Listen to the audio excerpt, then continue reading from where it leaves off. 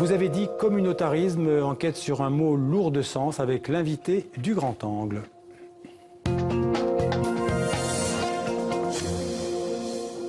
Et j'ai le plaisir d'accueillir Fabrice Dume-Zonzogny. Bonsoir. Bonsoir. Vous êtes sociologue, chercheur et enseignant à l'Université Paris Diderot. Vous travaillez depuis 20 ans sur les discriminations ethniques ou raciales, en particulier dans les écoles d'ailleurs et dans l'entreprise aussi. Et vous avez enquêté sur ce que vous appelez une chimère du nationalisme français. Le mot donc est le concept de communautarisme. C'est aux éditions Démopolis. Une enquête d'ailleurs qui avait commencé en 2003-2004, au moment où une loi française avait interdit, je pense, tout signe religieux ostensible dans les écoles. Vous avez publié un livre à l'époque, je crois en 2007, oui, tout à fait. Sur cette question. Tout à fait. J'avais commencé à travailler en 2007 dans le cadre d'un travail qui était une commande du ministère de l'Éducation nationale et ce qui était le facile à l'époque, et qui se posait la question du communautarisme. Voilà. Donc, voilà. C'était déjà une réflexion à l'époque sur l'État français contre le communautarisme. Voilà, et vous avez poursuivi votre enquête. Alors, ce livre, c'est une enquête basée sur la presse quotidienne nationale et régionale, notamment en Alsace. Donc vous avez épluché plusieurs journaux nationaux pour voir l'occurrence du mot communautarisme. D'abord, un petit mot de vocabulaire. Qu'est-ce que ça veut dire en France, communautarisme ? Communautarisme, en fait, c'est un discours, c'est un mot, et plus largement, c'est un discours. Hein, c'est la particularité. Et c'est un discours qui a ceci de particulier, qui ne décrit pas la réalité, ce que nous vivons, mais il surinterprète la réalité. Et ce qui était absolument particulier, c'est un discours qui est en fait très récent, si on en fait l'histoire, et c'est aussi, on reparlera peut-être, un discours qui est assez typiquement français. D'abord, d'où vient ce mot ? Enfin voilà, c'est pas un mot français. C'est un mot français, c'est un mot qui a été inventé en France, et c'est un mot qui est diffusé en France, et où, je veux dire, là où l'idéologie française... Si c'est pas un mot français, parce qu'on a l'impression que c'est un mot qui vient des pays anglo-saxons. Alors il y a une ambiguïté, c'est qu'il y a un débat en Amérique du Nord notamment, un débat entre la philosophie dite libérale et la philosophie dite communautarienne. Voilà. Et pour aller vite, une des critiques que fait la philosophie ou les philosophies communautariennes, c'est de contester que nous sommes des individus sans attache, sans appartenance, d'une certaine manière, d'accord, que nous sommes des individus sociale, sans racine, tout nus, pour le dire comme ça, d'accord. Donc elle conteste au fond la philosophie libérale. La particularité, c'est que ce discours est peu répercuté en France parce que on surinterprète au fond l'idée même de communauté et on utilise le mot communautarisme pour disqualifier cette réflexion philosophique nord-américaine. Alors vous l'avez dit, c'est un mot récent, et votre enquête montre que son usage a explosé, s'est démultiplié en fait ces dernières années. Pourquoi ? Pourquoi ? Parce que vous parliez de 2003-2004, c'est-à-dire le moment où il y a eu véritablement une entreprise politique autour de la question du voile, qui a cherché à imposer l'idée que le voile était une menace, ou recouvrait d'une certaine manière une menace sur la nation française, voilà, qui a justifié après d'interdire le voile. Donc il y a une vraie construction politique de cette idée qu'il y a une menace sur la nation. Voilà. Ce mot communautarisme, c'est vraiment le mot qui incarne d'une certaine manière ce discours de la menace sur la nation. Donc on peut dire que le communautarisme, ce serait un autre mot, et ça vous en parlez dans votre livre, pour désigner en fait les minorités. Toutes les minorités, pas seulement, enfin essentiellement la minorité musulmane, est perçue comme menaçante. Absolument. Mais vous savez qu'en France, le pouvoir en France ne veut pas reconnaître, le droit non plus français, ne veut pas reconnaître le concept de minorité. On dit en France, il n'y aurait pas de minorité.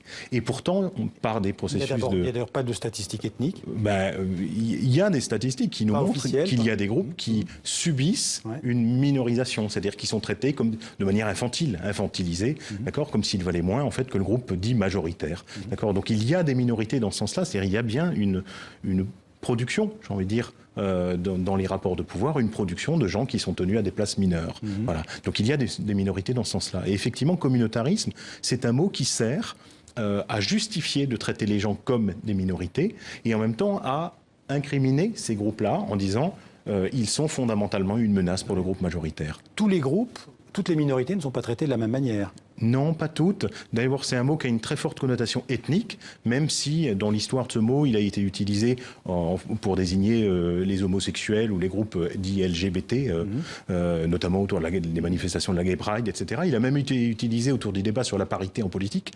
Donc il sert à disqualifier certaines paroles minoritaires. On parlera peut-être de la communauté homosexuelle, mais on parlera moins de communautarisme. On parle aussi de communautarisme, mais là où il est le plus utilisé depuis le début, c'est pour stigmatiser l'islam, sans aucun doute. C'est l'islam qui est au cœur des fantasmes de cet imaginaire politique français. Vous iriez jusqu'à dire que, comme je l'ai lu dans le livre, que c'est une forme de racisme acceptable.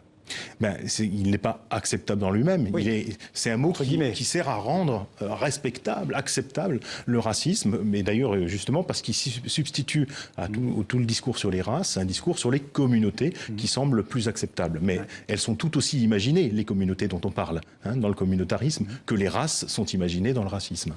Et alors vous dites que derrière ce mot se cache, pour reprendre le titre de votre livre, une idéologie nationaliste. Oui. Expliquez-nous. Le nationalisme, c'est une idéologie qui attribue au fond une primauté à la nation, avec l'idée que l'identité nationale prévaut ou doit prévaloir sur toutes les autres, et que l'allégeance à la nation doit prévaloir sur l'allégeance à n'importe quel autre groupe.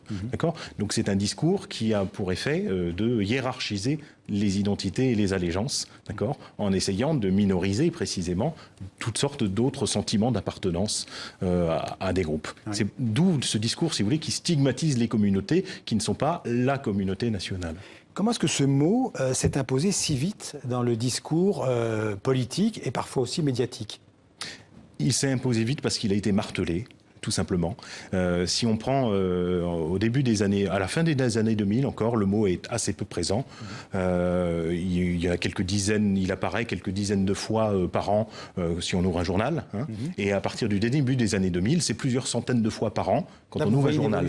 Et on peut le dater en fonction d'événements précis ? On peut le dater très précisément, c'est-à-dire qu'il y a deux ruptures. Une première rupture qui est entre 1993-95 et une deuxième rupture qui est 2001. Alors 93-95, ça correspond à l'affaire Khaled Kelkal, c'est-à-dire du nom de ce jeune homme qui avait été poursuivi pour ce qu'il était présumé, enfin pour une présomption de participation aux attentats terroristes du métro du RER.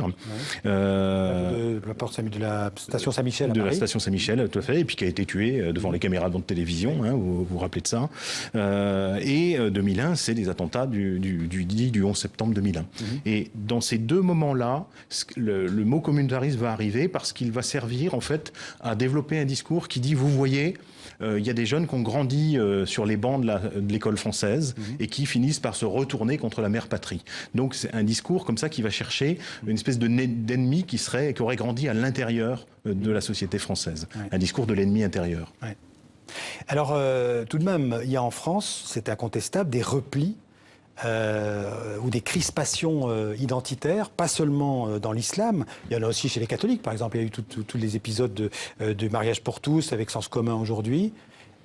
C'est une réalité aussi, une sorte de repli communautaire, entre guillemets.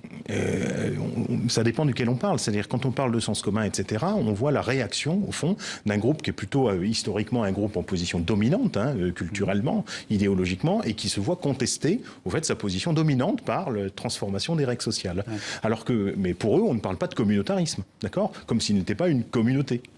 Par contre, on va utiliser le mot communautariste qui va stigmatiser les groupes qui revendiquent l'égalité des droits.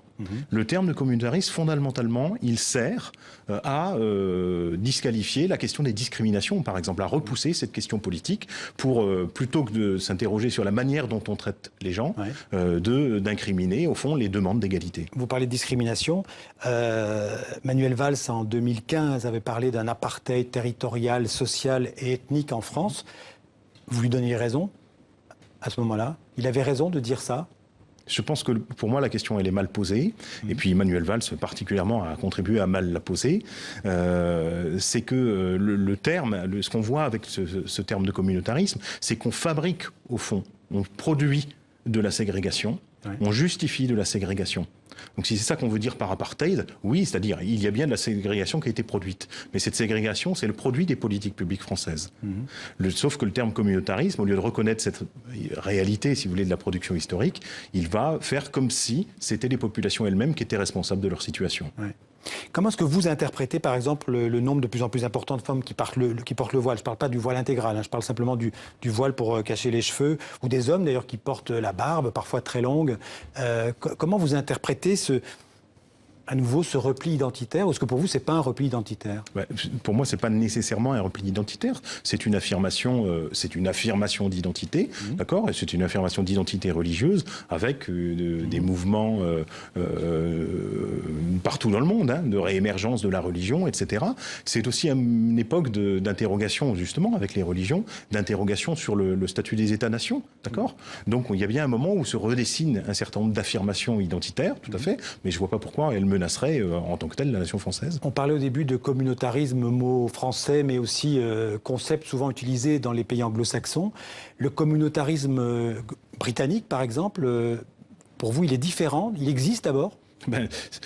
Communautariste, c'est un mot qui a été inventé par les Français pour parler des autres, et notamment pour parler des Britanniques, des Québécois, des États-Uniens, etc. Donc c'est un mot qui sert à qualifier et surtout à disqualifier l'autre. Par exemple, en Bretagne, il y a des tribunaux islamiques où la charia est appliquée. C'est quand même une façon identitaire de pratiquer sa vie en communauté. Il y a, en Grande-Bretagne, au Québec, etc., il y a partout des histoires politiques qui sont très différentes, y compris des histoires du droit et de manière d'organiser le droit qui sont très différentes. Dans d'autres pays, on pose la question de faut-il ou pas reconnaître d'autres groupes et d'autres appartenances. C'est ça la question fondamentale. En France, c'est une question qu'on ne veut pas poser. Et le terme communautariste, il sert à maintenir fermée, si vous voulez, cette question-là. Je ne suis pas en train de dire qu'il faut ou qu'il ne faut pas, mais la question mériterait d'être posée parce que sous couvert, si vous voulez, de la question de la reconnaissance de groupe, il y a bien la possibilité de reconnaître que dans cette société, tout le monde n'est pas égaux et que ce qu'on voit comme étant des manifestations communautaires, c'est en fait le résultat, si vous voulez, très souvent d'une expérience du racisme, du sexisme, c'est-à-dire que pour se défendre, les gens, ils ont légitimement besoin de se retrouver. Merci Fabrice Dumais. Toutes ces questions, elles se retrouvent dans ce livre, donc Communautarisme, enquête sur cette chimère du nationalisme français aux éditions Démopolis. Merci d'avoir été avec nous dans le 64 minutes.